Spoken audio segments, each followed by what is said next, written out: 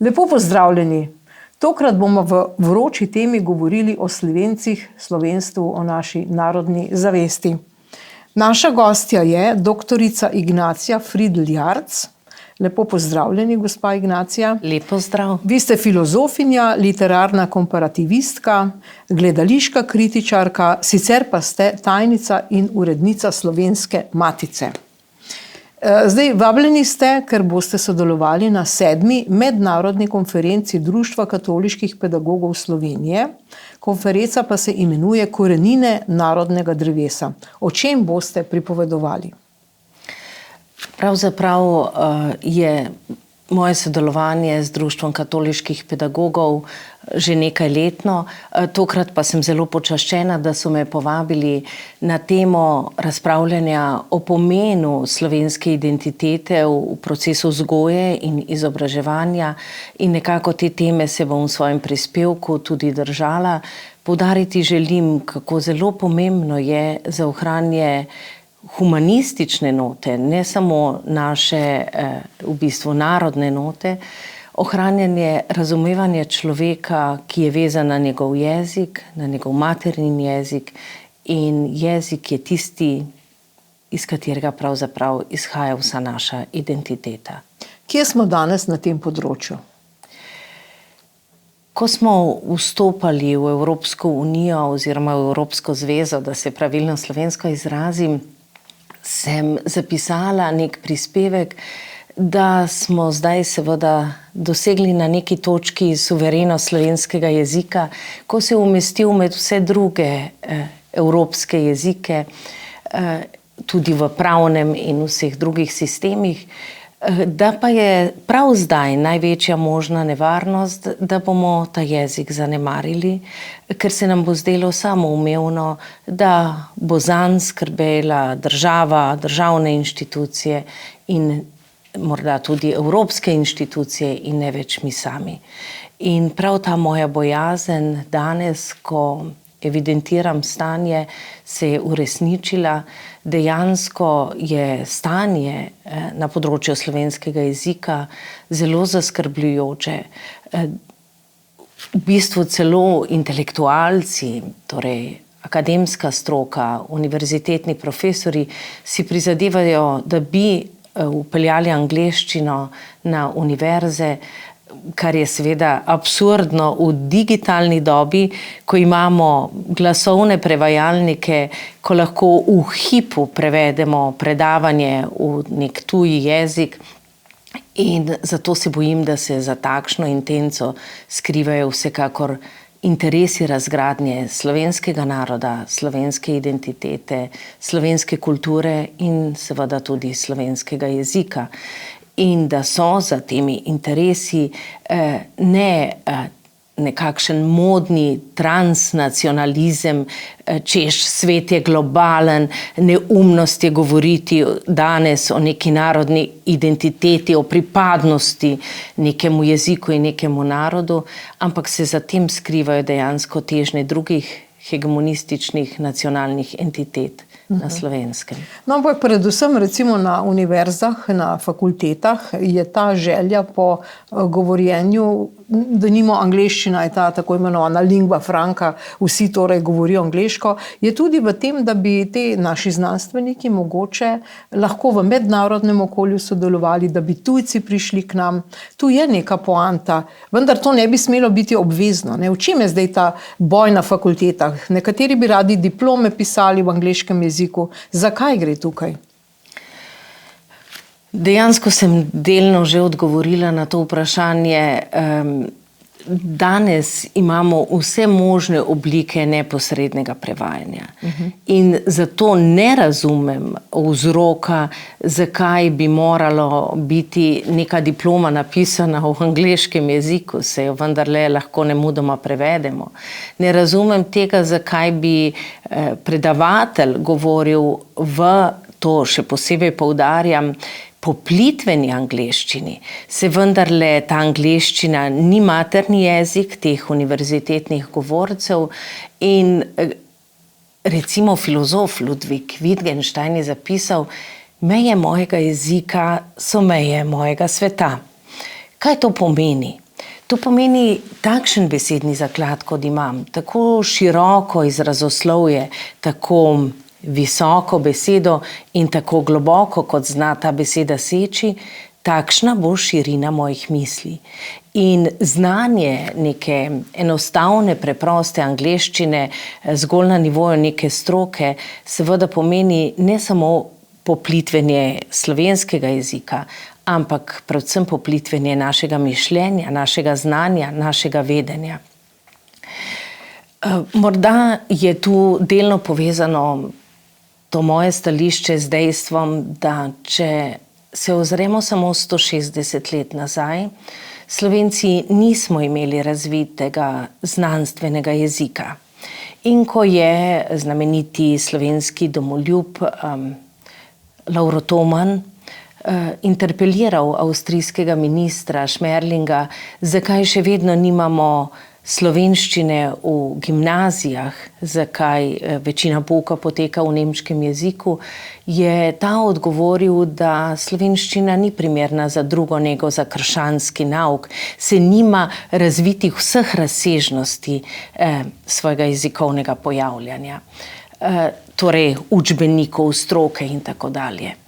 In prav s tem namenom je bila 4. februarja 1864 ustanovljena Slovenska matica kot druga najstarejša slovenska založba, ki bo skrbela za izdajanje strokovnih, tudi znanstvenih delov v slovenskem jeziku. Takrat so se zbrali vsi slovenski intelektualci, kulturniki.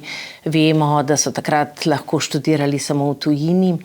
In začeli najprej prevajati različna strokovna dela z področja mineralogije, fizike, botanike, da smo dobili slovensko znanstveno in strokovno terminologijo. V nadaljevanju proti koncu 19. stoletja so začela izhajati že avtorska dela slovenska z področja različnih znanosti in strok. In dejansko smo tako šele konec 19. stoletja, se opravičujem, dobili res razvit slovenski znanstveni jezik. In zdaj, 125 let pozneje, z lahkoto vržemo to čez ramo in rečemo, da to ni pomembno. Dejansko je to pomembno za temelje nekega naroda, neke države, nekega jezika. To je pravzaprav osnova. Vaš založniški program v Slovenski matici je velik. S čim se zdaj ukvarjate? Slovenska matica je dejansko pokrivala vse različne stroke, od naravoslovja, humanistike, družboslovja, in enako poskušam kot vodja programa, tako knjižnega kot prireditvenega, še vedno ohranjati to širino izdajanja knjižnih del. Poleg tega naj povem, da je bil predsednik Slovenske matice ob koncu 19. in na začetku 20. stoletja Fran Levec. Morda ga ne poznamo toliko v naši zavesti, pa vendar bil je profesor Ivana Cankarja na Realki, videl njegov izjemni talent in ga vzpodbujal, da piše in piše. Tako je Cankar pri Slovenski matici v samo 8 letih izdal kar 10 svojih knjižnih del.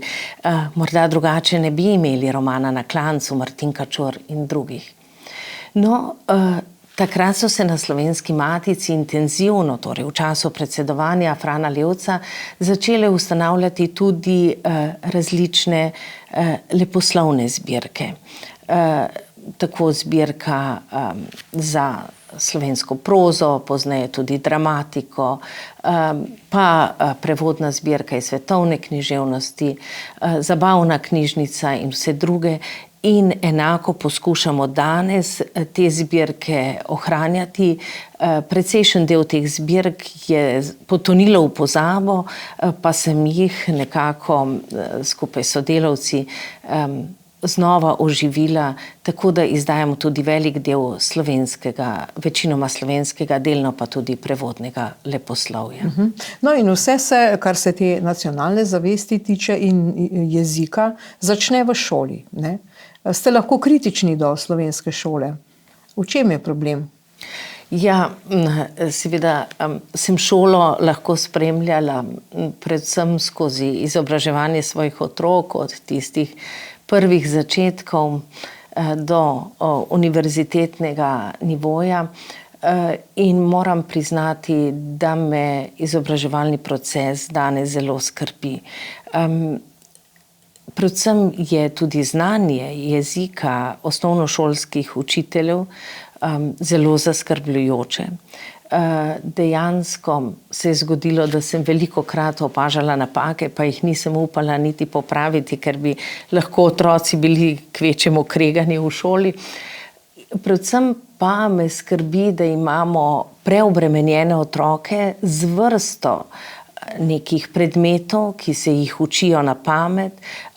Vanje kopičimo znanje in to v času, ko imamo pred sabo na računalniku tako rekoč vse podatke in je torej to kopičenje znanja v malem otroku na nek način neumestno in celo brez nekega tehtnega razloga. Hkrati pa teh otrok ne naučimo osnovnih veščin, ki smo se jih mi v izobraževalnem procesu še naučili, torej prepoznavanje okolja okrog sebe, narave, cvetja, živali, prepoznavanje ljudi okrog sebe, torej družbe, učenja odnosov med mladimi. Potem tudi recimo nekako samostojnega, kritičnega mišljenja, da vsak podatek, ki ga najdemo na spletu ali ki nam ga posredujete tudi mediji, vendarle ni nujno resničen. Skratka, vse te veščine manjkajo in to me zelo skrbi. No, vi nastopate tudi občasno v tako imenovani duhovni misli na Radiu Slovenija. Kar nekaj teh zapisov sem našla, tudi sami ste mi jih posredovali. Recimo, zanimivo je to seveda učenje mladih ali pa opozarjanje na etična vprašanja. Kje smo tu? Jaz se čudim, kako nek narod, kjer je dejansko kultura tisti temelj, ki je nas ohranjala skozi, bi rekla, stoletja, pa naj zgodovinarji danes se mi posmehujejo, da je to neka pravljica, pa vendarle, slovenskega naroda ne bi bilo, če ne bi bilo slovenskega jezika. Vemo, da so ta slovenski jezik ohranjali skozi stoletja na kmetih z govorjenjem in da je seveda pomembna prelomnica izdaja slovenske Biblije, slovenskih knjig in dejansko je ta povezava med kulturo in narodno, v bistvu oblikovanjem nekega naroda in kasneje tudi naše samostojne države, nujna. Vsi pa danes kulturo razumemo predvsem kot umetnost in to umetnost razumemo kot umetniku je dovoljeno prav vse. Umetnik je ustvarjalec, ki mora imeti absolutno popolno svobodo. Toda vprašujem vas, ali je dejansko svoboda to, da si jaz jemljem okrog sebe neizmerni prostor, tudi pravico do žaljenja, poniževanja, posmehovanja do drugega človeka. Kje je potem takem prostor svobode tega drugega, ki biva ob nas in ki biva ob meni? In stari Grki so znali povedati, da seveda se meja naše svobode končuje na točki, kjer se začenja pravica do svobode drugega človeka, tistega, ki biva ob nas. In to razumevanje kulture je danes povsem izginilo iz naše zavesti. Torej, kultura ni samo umetnost v smislu umevanja popolne svobode nekega jaza ali individuma, ampak je kultura v veliki meri tudi ne samo kultura vedenja, ampak kultura vedenja. Torej, razumeti, da ob nas biva nekdo drug, da tudi ta ima svoje pravice, da tudi ta ima meje in širine svoje svobode in da moramo do njega razviti neki etični, človeški odnos. In to je tisto, kar bi moralo poudarjati tako rekoč sleherni predmet v izobraževalnem procesu in česar moramo znova naučiti mlade. Ti mladi so zazrti v neko diktaturo jaza, v veličino meni je dovoljeno prav vse, česar so se nenazadnje naučili tudi v svojih družinskih celicah in verjamem, da je učiteljem težko, da to težko potem preobrazijo v nekem procesu izobraževalnem, pa vendarle je to njihova dolžnost in naloga. Tudi v prejšnjih starih časih, če tako rečem, so otroci prihajali iz domačega družinskega okolja zelo različno oblikovani. Pogosto neizobraženi, pogosto z zelo različnimi kulturnimi in vrednostnimi sistemi, pa vendarle so v šolskem sistemu znali izoblikovati ljudi v ene etične osebnosti, v razumevanje človečnosti, človeškosti, v ta znameniti humanitas, torej, na katerem stoji cela evropska civilizacija. No, vi ste bili v času, ko je bil dr. Simoniti, minister za kulturo, tudi državna sekretarka. Pri njem, to je bilo v času Janševe vlade, te zdaj. Povejte mi, kaj vse ste vi doživljali? Zdaj, ko govorite o teh žaljenjih, sem se seveda spomnila na mnoge proteste pred Ministrstvom za kulturo. Torej, ni stvari, ki je nismo videli in slišali takrat. Spominjam se prvega trenutka, ko sem nastopila v vlogo državne sekretarke in imela intervju z televizijo Slovenija, kakšni bodo prvi ukrepi na področju kulture v času covida. Izrekla sem stavek, sredstva za kulturo se bodo krčila samo tam, kjer projekti niti v digitalni izvedbi ne bodo izpeljani. Se opravičujem. No, in kaj se je zgodilo? RTV Slovenija je odrezala stavek, sredstva za kulturo se bodo krčila, pika. Nadaljevanja stavka ni bilo. Ta stavek se je 3 tedne svaljkal po vseh družbenih omrežjih. Nanj so protestirali vsi kulturniki in dejansko je bil lažno oblikovan. Vemo, da so lahko v digitalni obliki potem se ljudje posneli doma, nekaj zapeli in dobili dejansko povrnjena vsa sredstva, ampak tako se je na nek način začel lažni, konstruiran pogrom medijev nad Ministrstvom za kulturo.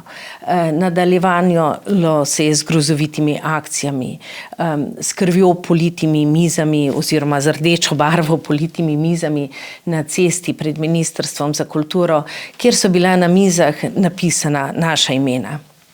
Ko sem nekje zapisala, ali se ljudje zavedajo, kaj preživljajo zdaj moji otroci, ko gledajo te pozive k krvi in na nek način likvidaciji mene kot državne sekretarke, mi je neka političarka rekla, da naj pač bom tiho, ker sem kolateralna škoda svojega predsednika, zakaj pa sem pač v tej vladi. Nek pisatelj, znani pisatelj, pa je v svoj kolumni v Mladini zapisal, da sem si pač enako sama kriva, a ne? In naj zdaj neham stokati in jokati, če sem v te škorne stopila. Omenila sem takrat tudi, da kaj vendarle preživlja tudi moja mama, ki je doživela hudo likvidacijo, torej dejansko kri svojega očeta po 2. svetovni vojni in takrat so bile številne omembe in opombe na to mojo intervencijo, da si je bil pač najbrž že kar sam kriv. Potem so sledili seveda rumeni, kljukasti križi narisani na šipe ministrstva. Vedeli smo, kdo je to storil, policija je identificirala, pa ni bilo nikoli nobenega kazenskega pregona, češ da je to umetniška svoboda. Prav tako se je v imenu umetniške svobode odkrila sem lahko, so bili nekateri samostojni kulturniki, čeprav so na svoja društva, ki so bila nekakšne vzporedne pralnice denarja, dobivali zelo velika sredstva, prejemali plačilo prispevkov za socialno varnost iz državnega proračuna in tudi, če smo na to opozorili, je sodišče takim nemudoma vrnilo status samostojnega kulturnika s pravico do plačila prispevkov. Recimo v državnem zboru je bila takrat predsednica odbora za kulturo Violeta Tomić.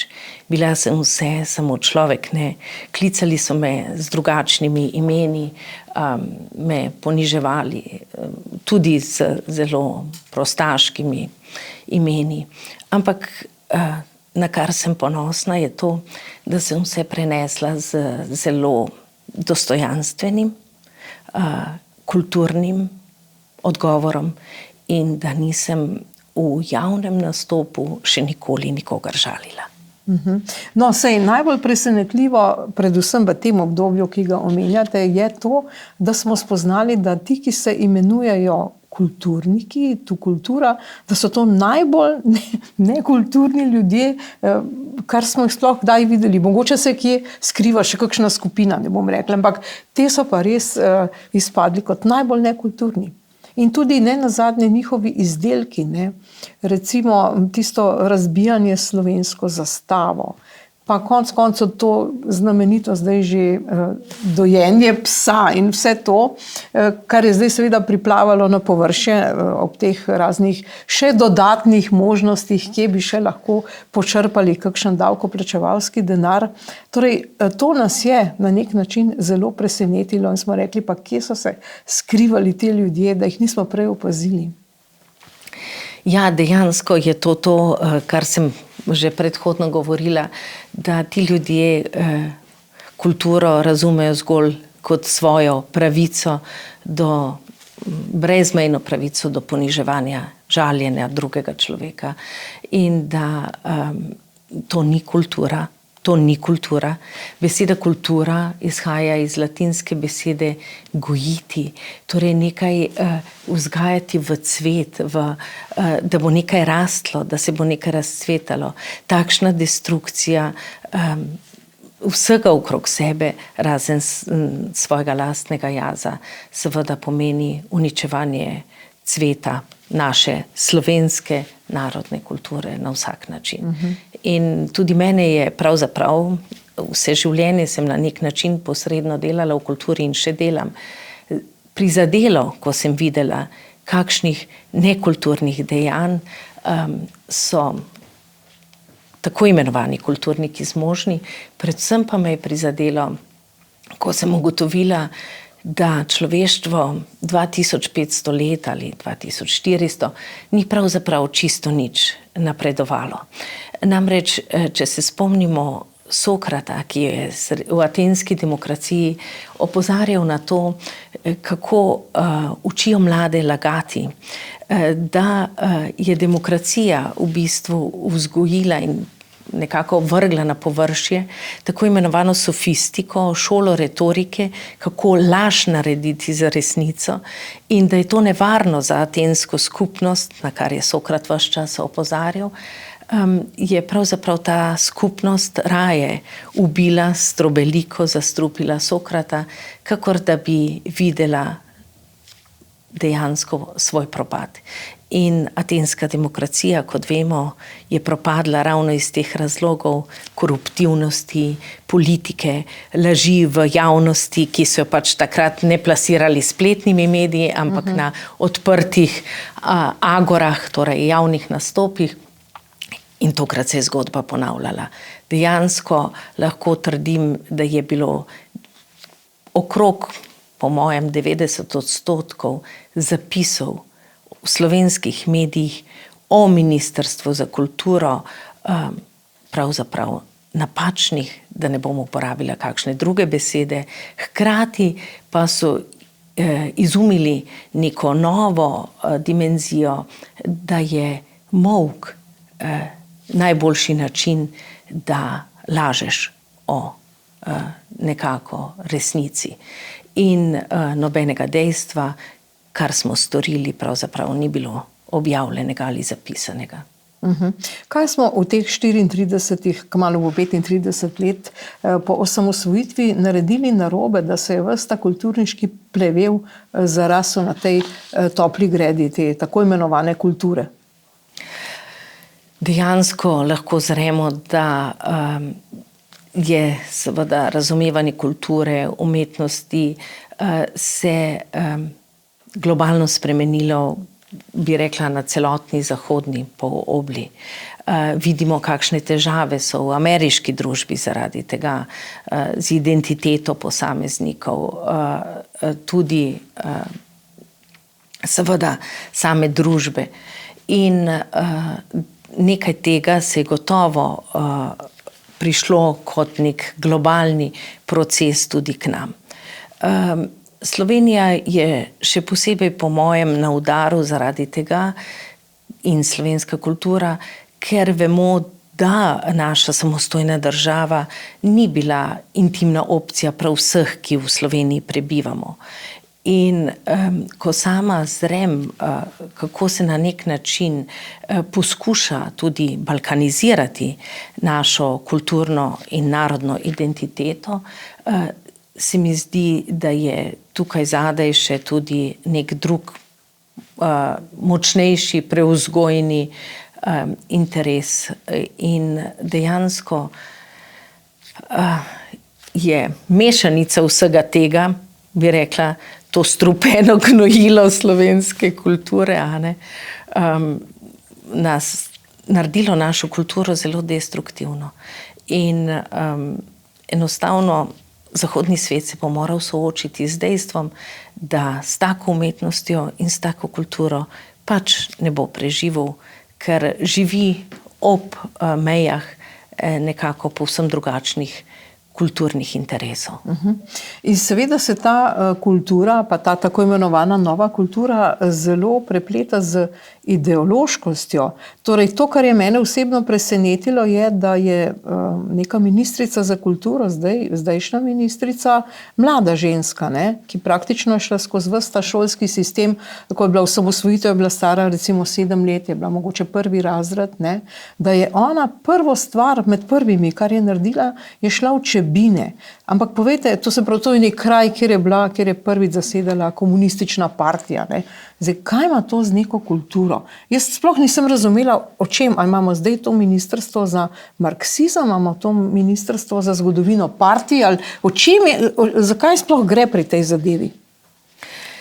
Torej, ko sem zaključila svojo funkcijo državne sekretarke, sem nekako rekla, da se bom distancirala do vsega, kar se dogaja na Ministrstvu za kulturo in dejansko znova poskušala delovati kulturno in ne komentirati politično. Predvsem zato, ker bi rada poudarila, da ta opcija, ki je trenutno vladajoča, poskuša nam vsiliti misel, da je kultura nenehno kulturni boj. To je ta marksistična misel, da se bomo zdaj mi s kulturo borili na okopih za, naprednejšo družbo, za ne vem kaj vse. Dejansko pa, če mi pogledamo tisočletno zgodovino kulture in umetnosti, je to, kar je človeku omogočalo razvoj, ni bila destrukcija, torej neko uničevanje, boj in tako dalje, ampak je bilo čaščenje lepega.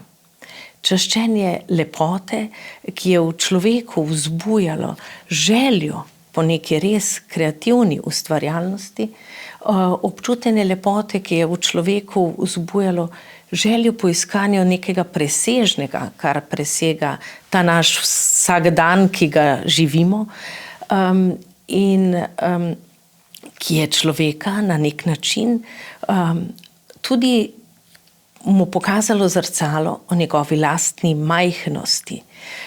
Da smo torej v nekem kozmosu, kjer je človek pravzaprav zelo majhno in minljivo bitje. Ti ljudje pa so vsi od samo tega sveta.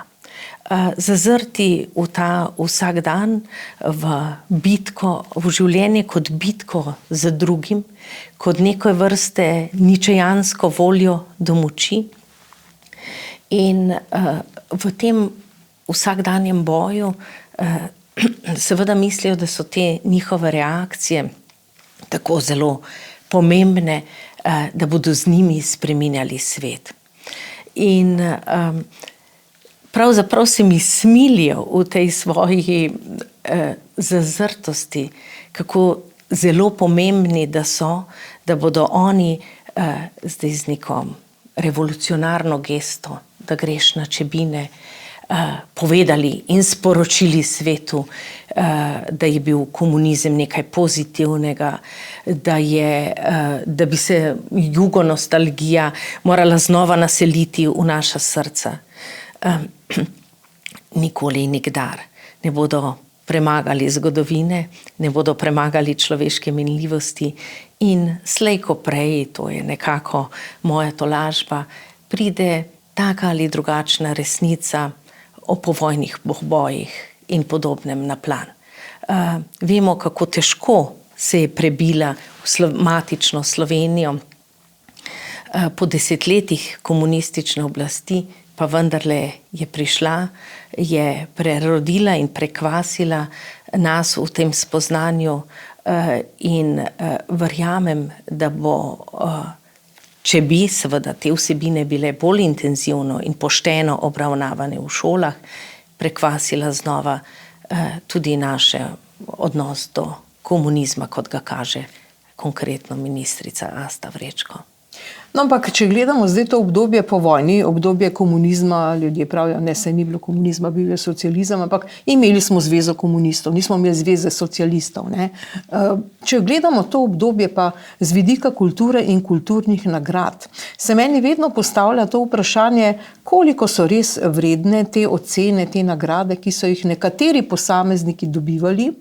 Za druge, ki pa so bili ravno tako verjetno dobri, pa slišimo zdaj, nismo takrat nikoli slišali, ne. Če bi dali zdaj na sito vse to, kar se je v tem obdobju tega komunizma do leta 1991 pri nas dogajalo, tudi z vidika kulture, koliko bi sploh neke kakovostne kulture in kakovostnih kulturnikov in umetnikov ostalo na tem situ. Mislim, da večina teh ljudi je zato, ker so bili v neki stranki, ker so bili ideološko taki in taki, a ne, da so zato prejemali nagrade, ne pa. In to je en velik madež, to je ena velika vrzel v tem slovenskem kulturnem ustvarjanju, da praktično imamo neke ljudi z nekimi priznanji, ki so vredna praktično nič. Kako vi na to gledate? Ne upam si na tak način presojati, ker seveda nam ni dano, da bi poznali objektivno situacijo zamolčanih in pozabljenih. Zagotovo lahko trdimo, da so prejemniki nekaterih nagrad povsem upravičeni tudi v, bom rekla, najbolj železnih časih socializma. Zagotovo pa je treba posebej poudariti, da je zelo veliko umetnikov, ki so bili izjemni, pa niso mogli nikoli objavljati, niso mogli nikoli, njihove knjige so ležale seveda v bunkerjih in da zato slika naše kulture v teh 45 letih socializma ni na noben način skozi podeljevanje nagrad objektivna. In še danes je tako, ne. Še danes imamo, lejte, se je bila ta kampanja za te posebne pokojnine, imamo gledališka dela, ki praktično nimajo s teatrom nič skupnega, to so samo neke provokacije, ne. Razumete? Provokacija, razbijam zastavo, preklinjam. Še danes imamo vse to, imamo konec koncev umetnico, tako imenovano, recimo je umetnica, napisala nekaj teh otroških tekstov, ampak vendarle žali na javnem prostoru ljudi. Torej, s čim imamo danes opravka? Kaj je to za ena nesnaga pravzaprav na tem kulturnem dvorišču? Sama sem se osebno zelo angažirala v kampanji proti tem privilegiranim kulturniškim pokojninam, zato ker je bil zakon spisan zares absurdno. Vemo, da moramo za pokojnine delati celo življenje, ta zakon pa je bil pripravljen tako, da naj bi nekdo, ki je naredil eno samo umetniško delo... Pa še to vprašanje, kaj to je? Ne? Tako. Bil zato nagrajen s celoživljenjsko pokojnino. To je seveda rušenje celotnega pokojninskega sistema in logike dela in dodeljevanja pokojnin. Drug problem je to, kar ste omenili.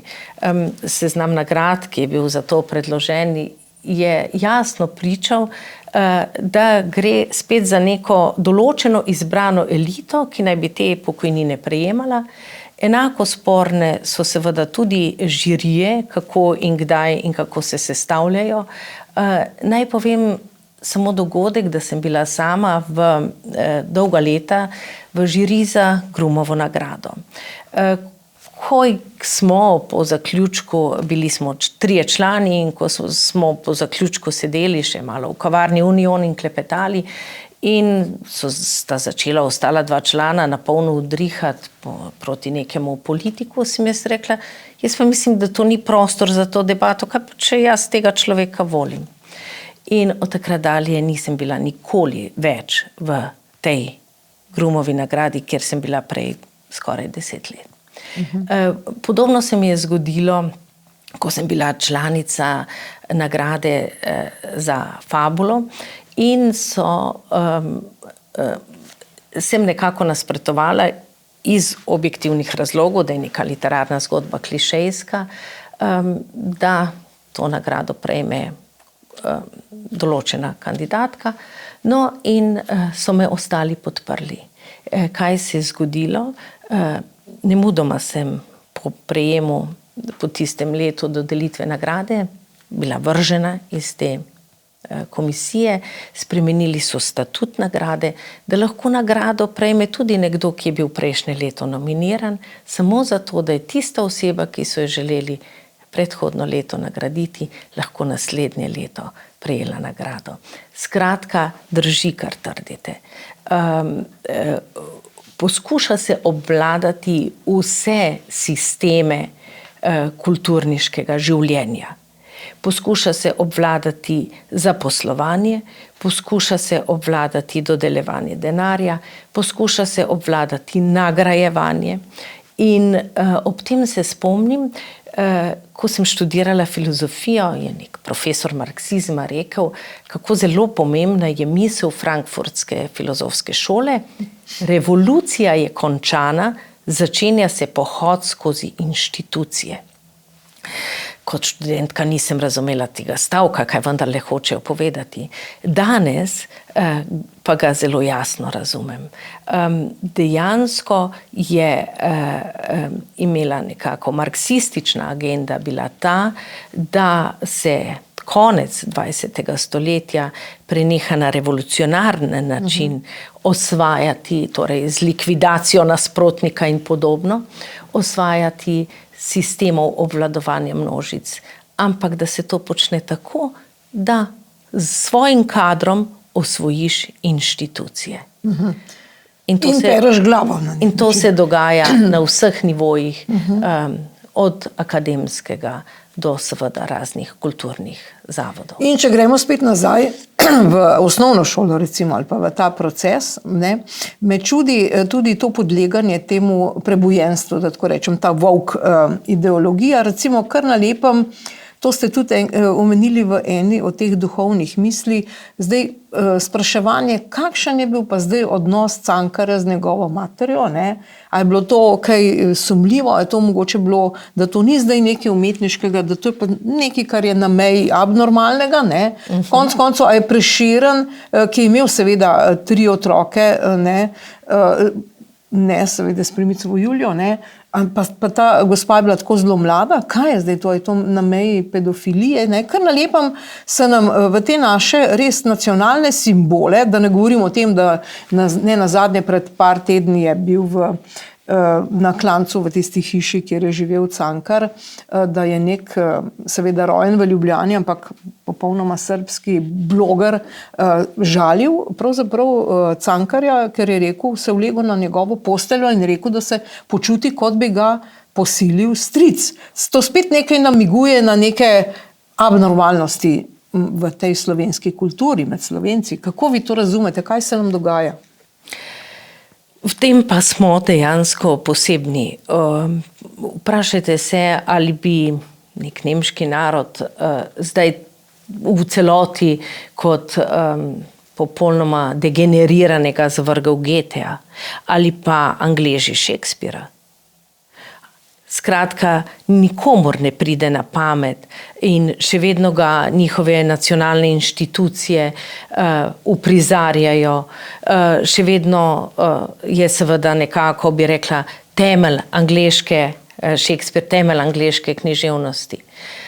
Samo pri nas se nam zdi imenitno, da se nekako iz teh svojih temeljev slovenske kulture, pa seveda tudi naroda, ne smete več govoriti, da se je nekako slovenska zavest začela zgodovinsko z Karantanjo. O tem je na nek način prepovedano govoriti, ker sem slišala, da to je enako, kot da bi trdila na področju naravoslovja, da je zemlja ploščata. Skratka, Slovenci ves čas rušimo svoje temelje. In nam je že Cankar na nek način z dolino Šentflorjansko pokazal to naše ogledalo. V tej sprtosti med sabo puščamo odprt prostor, da nas preplavi neka čisto nam povsem tuja kultura. Nič nimam zoper tuje kulture. Absolutno ne. Ampak ne prepričujte pa me, da je kulturna raznolikost možna samo pod pogojem, da se bom posmehoval lastni slovenski kulturi. Ne, kulturna raznolikost je možna pod pogojem, da do temeljev poznam, spoštujem posebnosti svoje lastne kulturne identitete in narodne identitete, ker samo ko bom vedela, kaj je pri nas posebnega, bom znala ugotoviti, kaj je posebnega pri nekom drugem in pri tem drugem to enako spoštovati, kot spoštujem svoje lastno. In dejansko je ta problem, da nam plasirajo mediji, pa to na nek način sporočilo, da se moramo zdaj pa narodni identiteti odreči, če ne smo nekako skoraj da fašistični ali fašistični nacionalisti. Nad to idejo je bil zgrožen Boris Pahor. Spomnim se enega najinih pogovorov po telefonu, ko je dejal: kliče vas največji nacionalist. In slišala sem strašno zagrenjenost v teh besedah.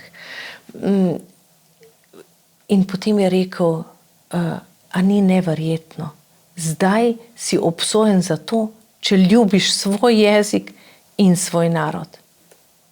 Obsojen si za to, če ljubiš svoj jezik in svoj narod. Z nami je res nekaj hudo narobe, kar vi govorite. In človek, ki je dal skozi tako rekoč vse totalitarizme, od fašizma, nacizma in seveda komunizma, ki je izkusil, da so mu hoteli ti totalitarizmi vzeti jezik najprej, ne, Italijani, potem vzeti pravico do telesa, do bivanja, ko je bil v koncentracijskem taborišču.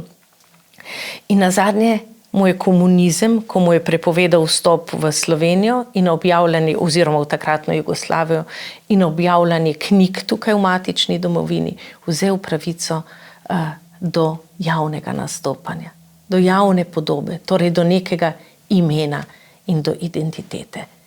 Skratka, in takega človeka mi zdaj imenujemo nacionalist, zato ker je opozarjal na to nevarno Kardeljevo misel, ko je zapisal, da bo prišel čas, ko se bodo narodi stopili brez vsake revolucije. In Pahor je jasno zapisal, odločno sem proti takemu stapljanju narodov. Nismo se zato borili za slovenski jezik, da se bomo stopili potem v nekem evropskem loncu. No in to, kar je presenetljivo, je to, da recimo večinsko prebivalstvo vse to trpeče sprejema in ne reagira, da nismo aktivni državljani. Recimo, mi imamo, to sem že večkrat povedala, ker me nekako to boli, da imamo pred pošto v Ljubljani, pred glavno pošto v tleh gravirano himno in hodimo po njej, zdaj že majčkam propada in tako naprej, ampak nihče, to je pravzaprav, bi lahko nekdo dal ovadbo za kaznivo dejanje in bi sprocesirali to. Že lahko, da nek arhitekt reče, to je zdaj moderno, morate razumeti, ali pa da imamo takega župana, ki mogoče celo tudi njemu ni bila Slovenija intimna opcija, pa dajmo zdaj himno na tla, pa da vsi po njej hodijo. Ampak to, da ljudje ne sprožijo nekega postopka, to pa je presenetljivo. Tudi mene preseneča to dejstvo. Ljudem smo preprosto dali mobitele, dali smo jim računalnike, dali smo jim spletne informacije, spletne igrice in postali so zadovoljni s tem, da imajo nek svoj intimni svet, kjer jim je tako rekoč globalna vesoljna zemlja tako rekoč na dlani, informacija vsak trenutek in s tem so postali povsem zadovoljni. Tisti ljudje ne opazijo, kako jim vsak dan izgineva denar iz žepov, kar opozarjajo zdaj recimo razni ekonomisti.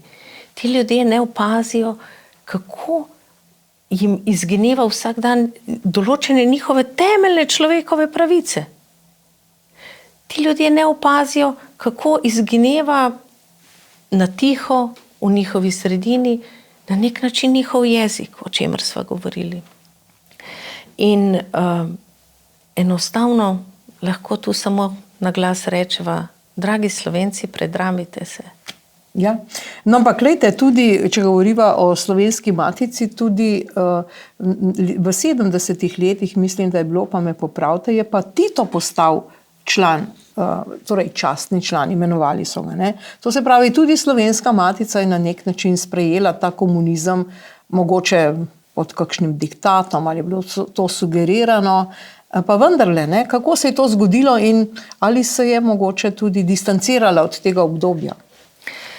Slovenska matica je 4. februarja 1964 praznovala 100-letnico svojega obstoja. Vemo, da je bila nekajkrat zatirana.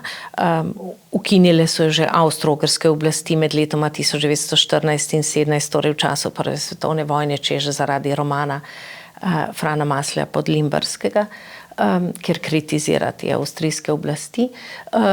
No, potem po drugi svetovni vojni je bila na nek način, zato ker je bila društvo in ga se ni dalo tako rekoč čisto povsem nadzorovati, priključen tudi Državni založbi Slovenije, da se je lahko nadzorovalo njen založniški program. Slovenski matici se je nacionaliziralo tudi vso premoženje, stavbe, stanovanja in tako dalje, ki jih je imela v lasti in ki so bile dragocene donacije naših prednikov. V taki situaciji je komaj da obudila počasi po drugi svetovni vojni svoj založniški program. In gotovo je bilo, ko je praznovala 100-letnico, zelo veliko diktata, dokumentov še nisem temeljito proučila, da se bo Slovenska matica, ki je bila seveda stavba v državni lasti in torej država je lahko odločala, kaj se bo s to stavbo zgodilo, je bilo nekako sprejeto, da se ta stavbe obnovijo. To je pravzaprav najbrž bil tudi neke vrste pogoj, da pač Josipa Broza Tita sprejmejo v častno članstvo Slovenske matice. Ko sem na to upozorila naš upravni odbor, da bi bilo pač primerno se nekako do tega distancirati, je bilo pač žal večinsko mnenje naših članov, da zgodovine ne smemo popravljati, da tudi če je bilo to prisila, je treba to proučiti, ne pa na nek način zdaj se temu odreči ali izključiti. No, zanimivo, ker pravijo, zdaj ne vem, ali je to res, ne, da Tito nikoli ni govoril slovensko. V nobenem tem svojem javnem govoru, tudi takrat junija 1945, ko pride v Ljubljano, ne govori slovensko, čeprav je njegova mati, tako pravijo, Slovenka, če je to seveda ta pravi Tito. Ne. To je tudi zelo zanimivo, da potem postane častni član Slovenske matice. No, ampak glejte, zdaj, če greva še k tej Slovenski matici in naši zgodovini, vi zdaj organizirate veliko dogodkov. Kaj ugotavljate? Ogromno je dogodkov, so v glavnem tudi ti pričevalci, bom tako rekla, čeprav je to naslov doktorja Možine oddaje, ampak vendarle pričevalci razne preteklosti pišejo knjige. Kaj opažate o tej naši zamolčani preteklosti? Ja, ko smo že govorili o teh temnih plateh zgodovine Slovenske matice, naj poudarim, da pa je seveda Slovenska matica imela ugledne predsednike in tudi zelo ugledne tajnike in urednike. Med njimi take, ki so si seveda upali, potem ko je bilo Kocbeku prepovedano objavljati, izdati prvo pesniško zbirko znova Kocbeku, to je ta njegova zbirka Groza, pri Slovenski matici. To obdobje se je zlasti intenziviralo potem, ko je tajnik urednik Slovenske matice leta 1981 postal Drago Jančar. Takrat so se začeli na Slovenski matici objavljati dela tako rekoč zamolčanih, prepovedanih avtorjev, recimo Branka Hofmana, roman o Golem otoku.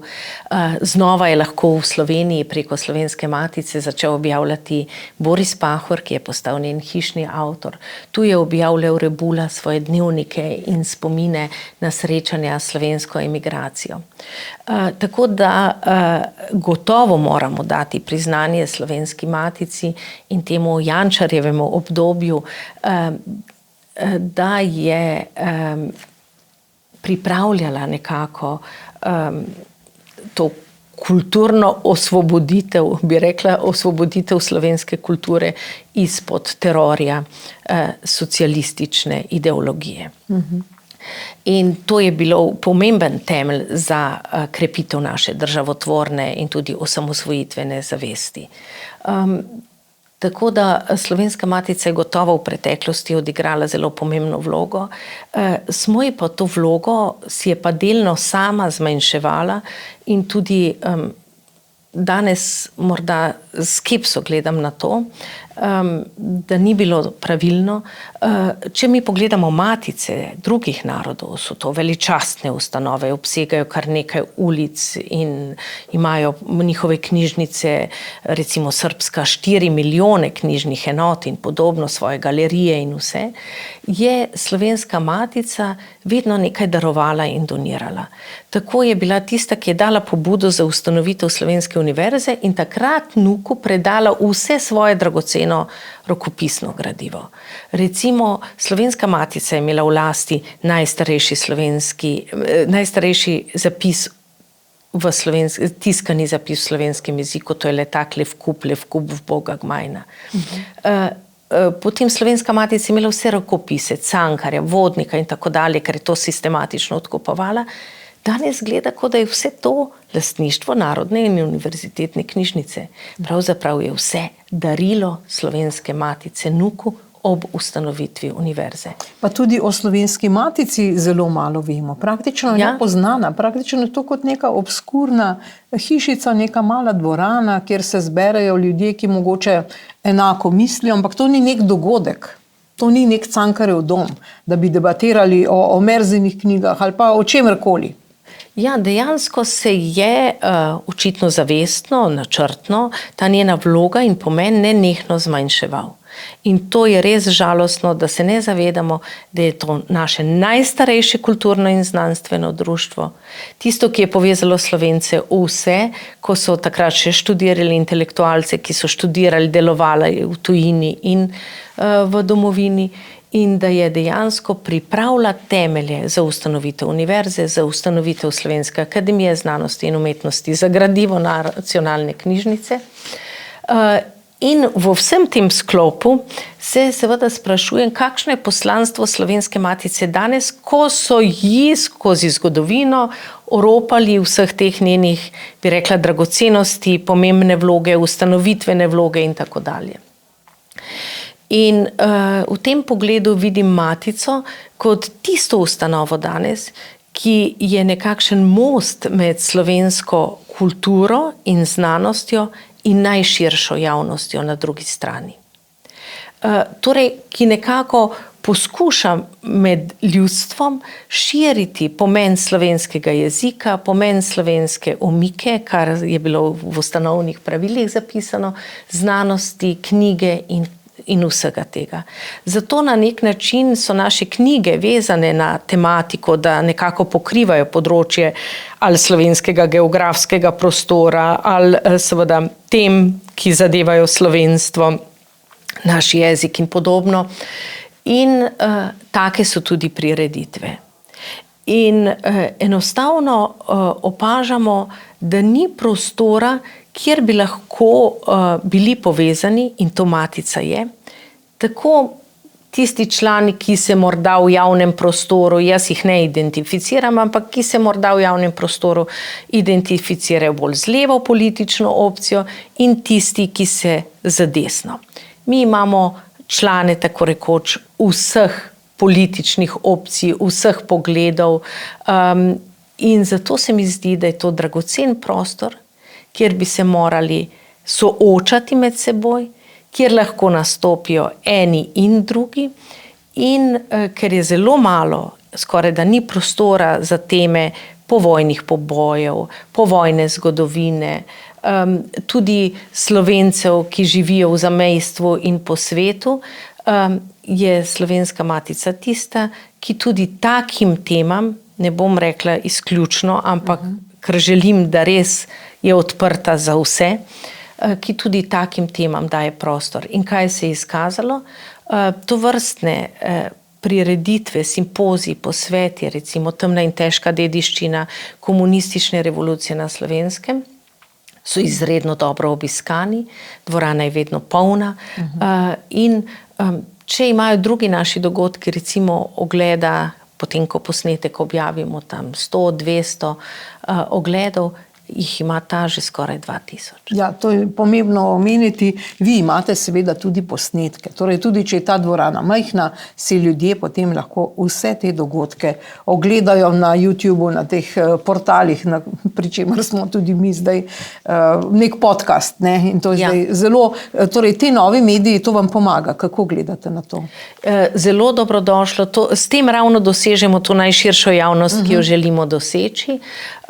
Hkrati smo se zdaj tudi medgeneracijsko usmerili, da nagovarjamo od najmlajših, tako z našimi knjigami kot prireditvami, do najstarejše populacije. Imamo en krasen projekt po domovih za ostarele, kjer poskušamo znova obuditi ta odnos do knjige. In seveda vsi ti mediji, spletni, objave so zelo pomembni zato, ker se mi zdi, da z njimi Matica znova dobiva veljavo, pomen, da nas opazijo, da je vedno več tistih, ki nas spremljajo, in da dobivamo tudi vedno več zelo pozitivnih odmevov. No in zdaj, če se vrneva k temu 7. mednarodni konferenci Društva katoliških pedagogov Slovenije, naslov je prav to Korenine narodnega drevesa. To je prav Slovenska matica na nek način. Ne? Povejte, kaj bi zdaj morali pri tej domovinski vzgoji, tudi v slovenskem jeziku, kaj bi morali zelo poudariti, da bi mogoče skrenili na to pot večjega zavedanja pomembnosti slovenščine in naše kulture. Kaj je zdaj to? Je to zgodovina? Je to ta zamolčana zgodovina? povojna, v tem obdobju komunizma, so to slovenski avtorji, so to izseljenci, ki jih je ogromno. Slovencev je pravzaprav zelo veliko v svetu, ne, praktično skoraj toliko tukaj, da ne govorimo pa seveda teh revežev pobitih, ki so tudi praktično njihova kulturna zapuščina je popolnoma zamolčana, če gledamo nekega Balantiča in druge, za katere prvič slišimo. Kaj je zdaj tisto, na kar bi se morali osredotočiti? Zelo vesela sem, da so organizatorji konference uporabili to metaforo drevesa. Sama jo uporabljam že kar nekaj let in vsakemu povem to prispodobo. Ali ste videli drevo, ki bi raslo, če mu odsekamo njegove korenine? Takega drevesa ni. In točno to počenjamo Slovenci. Skratka, kot ste omenili, norčujemo se iz Cankarja, iz Prešerna, pozabljamo na naše Slovence po svetu, na naše domoljube, na našo slovensko zgodovino in mi mislimo, da bo to drevo rastlo. Ne. Enostavno te korenine je treba zalivati. In zalivaš jih tako, da jih proučuješ, da o njih govoriš, da o njih seveda osvetljuješ tudi najmlajše. In pristop do teh najmlajših je, da v njih najprej vzbudimo namesto te volje do moči, ki nam jo propagirajo mediji, voljo do ljubezni. Najprej je treba v mladih znova predramiti ljubezen. To je najprej ljubezen do drugega, ljubezen do staršev, ljubezen do bližnjih in potem seveda ljubezen do svojega jezika, do svojega naroda. Skratka, ta družba se mora preobraziti v svojem razumevanju, kaj je bistveno za človeka. In da je stanje tako, kakršno je, morda sem prej pozabila omeniti, se moramo zavedati, da enostavno v teh nesrečnih breznih in tudi v našem izseljenstvu in po svetu živi velika večina predvojnih intelektualcev. A ne? To so bili ljudje, ki so bili pomembnega intelektualnega formata, ravnatelji šol, skratka kulturnih inštitucij in tako dalje. Z komunistično revolucijo smo na nek način mi odsekali to glavo, intelektualno, kulturno glavo naroda. In zelo težko je to nadomestiti. Zato je treba mlade, kot ste rekli, opozarjati na to, kaj se je zgodilo in česa več nikoli in nikdar, ne samo v imenu človečnosti, ampak tudi v imenu kulture in obstoja nekega naroda ne smemo zgoditi. Priti do take točke sovraštva, da bomo znova dvignili roko drug nad drugega. Nikoli več ne smemo priti do take točke sovraštva, da bomo zato, ker nam nek umetnik politično ni všeč, degradirali njegovo delo. Skratka, znova moramo v mladih predramiti ljubezen, ki bo zajemala čisto vse dimenzije tega našega družbenega telesa. Doktorica Ignacija Fridl-Jarc, najlepša hvala. Hvala tudi vam. In če nas spremljate, hvala za pozornost. Nasvidenje.